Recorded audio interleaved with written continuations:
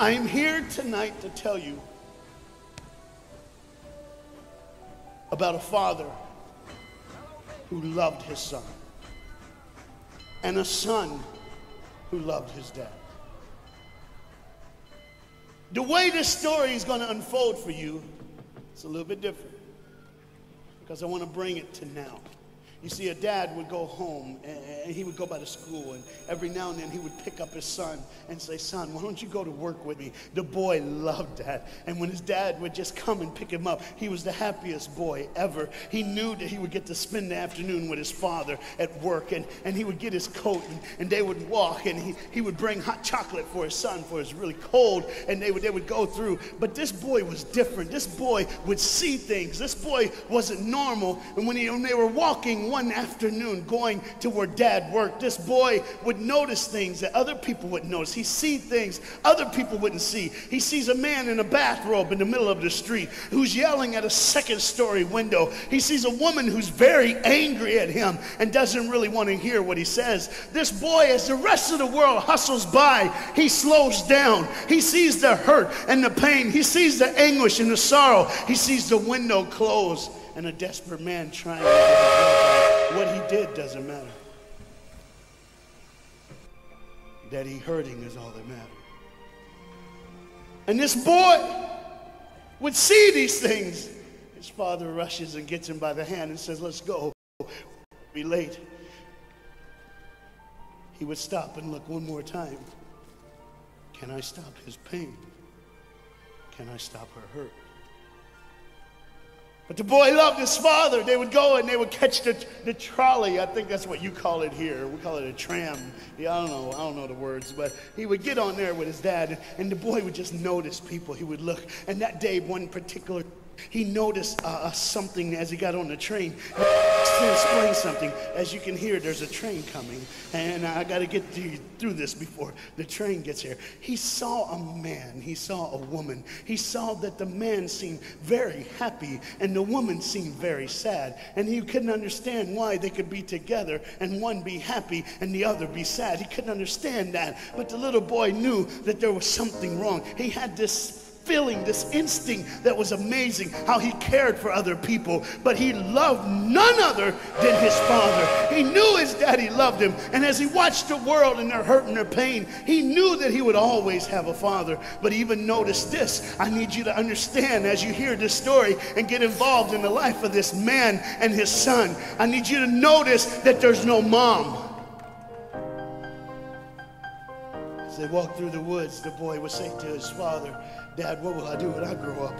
What will I get to do? Will I get a cool job like yours? How will I work?" He said, "I don't know, but I want to change the world. I want to do something great. I want to do something wonderful. I want to help people. I want to do something that could change the lives of anyone. I just want to be that great. I just want to do something good." And as he walked with his dad would say, "Son, you will be great. You will be awesome. You will change the world. Your life is going to be incredible." There was a train coming. There's always a train coming. The train is called life. We're all on the train of life, just riding. Whether we realize the truth or not, whether we realize what's happening or not, we're all on that same train tonight. Only God has saw it fit for us to be in the same room, in the same car, for such a time as this. When they get to the edge of the train track, he could see where his father worked. You see the bridge? That's what his dad did. You see, the bridge was very, very important. Boats needed to come to the harbor to get off their goods so they could make money. But trains were coming with people going from one town to the next. Not many cars in Europe, so they couldn't use a lot of that. So many people, not enough roads, so everybody used that train to get from the town to town to get to work and to get home. And one day the train was coming by. What you have to understand is that boy loved going to work with his dad. He would stay right by the river's edge, and he would do what he loved to do the most. Let me explain that. He loved to fish. Anybody like to fish here? Oh, all the guys go, The dad looks at his boy and he says, "Son, now remember the rules. You got to stay right here because I can see you from the window right here. Don't get out of the sight of this window because you got to stay there so I know you're safe. Catch you something good to eat." But as you can hear, the train is coming. The father's job was cool. If I wasn't a preacher, I wouldn't mind doing that. Get to work. Get grease on you. Even if you didn't have to, you just squirt it on you like you feel like you did something. That's what I would do. There was a boat coming in the harbor. Timing is very essential. I'll go ahead and give you the key. The key is this. There's always a light. Everybody say light. Say it again. One more time. There's a light that the train conductor needs to see. If that light is green, he can go. If it's red, he must stop. You see, God has given us road signs in our life that we must read. Lines that tell us to go and lines that tell us to stop. Whether we read those and believe them or not is up to us. That's why some of you have fallen and you cannot get up. But tonight, that's why I'm here. The boat needed to come through, so he called, and the man said, okay, I got time. It's a long time before the train should come. So he pulls the lever, as you just saw, and the big, huge stone, steel bridge, the gears started turning. They started cranking the steam. All of a sudden, gears are moving, and that big, huge bridge is just starting to go up. As it rises higher and higher, he has to watch and make sure everything's set, everything's good, everything's fine. As he looks out the window, he can see everything, but the dad, being a good dad, keeps one eye on his work, but the other eye on his baby. One eye on the world, but the other eye on his children. You think God doesn't know where you are? He keeps one eye on his world and one eye on his child. No matter what you've done or where you've been, it's one eye on the world, but the other eye's on you. He's watched you and he's kept you. Even though your train is coming down the track, he understands that. And even though sometimes, I don't know, I want to get ahead of myself. See the red light? He doesn't see it. So many times we don't see the red light. See, to just say the train was early. The boy can hear and see the steam. And he looks and says, Daddy, the train. Daddy, Daddy, the train's early. Daddy, you got a daddy. Hey, Daddy, Daddy, Daddy, Daddy, Daddy, the train.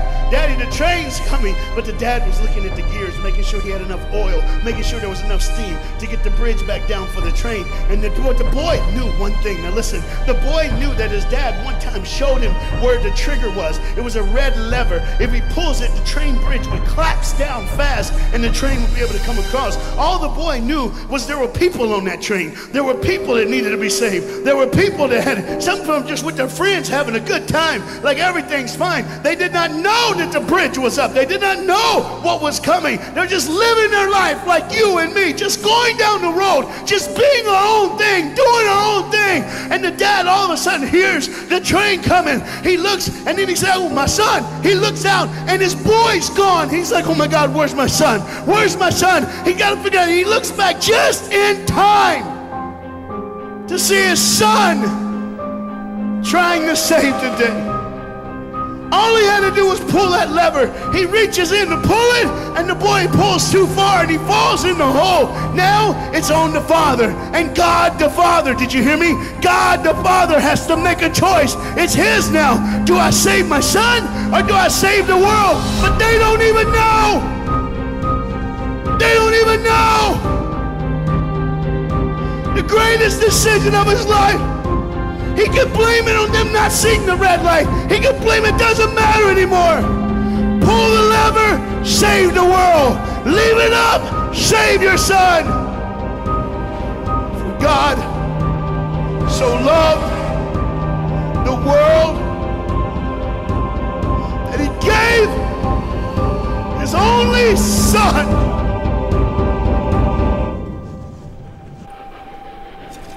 Whosoever believes in him will not perish. 3, 2,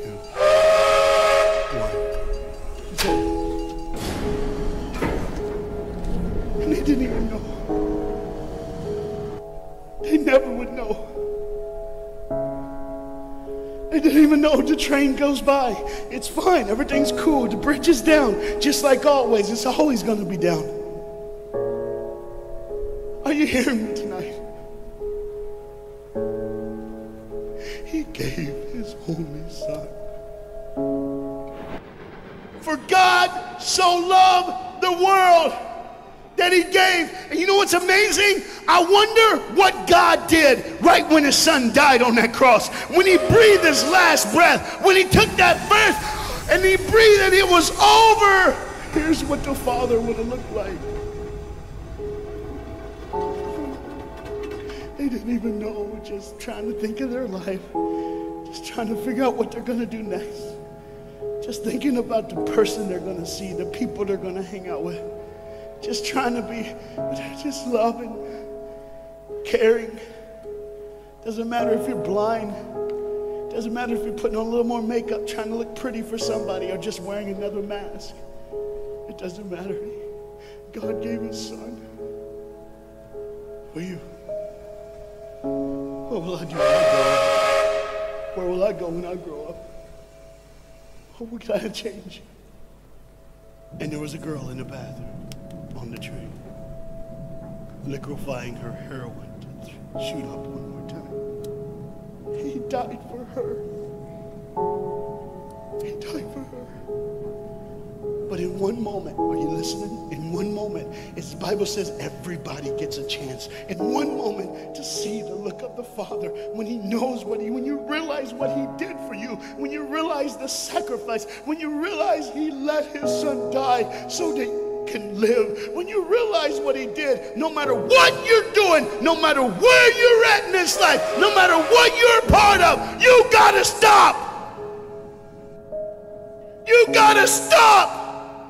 Even if it's for 1 second, and think, my God, he did it for me.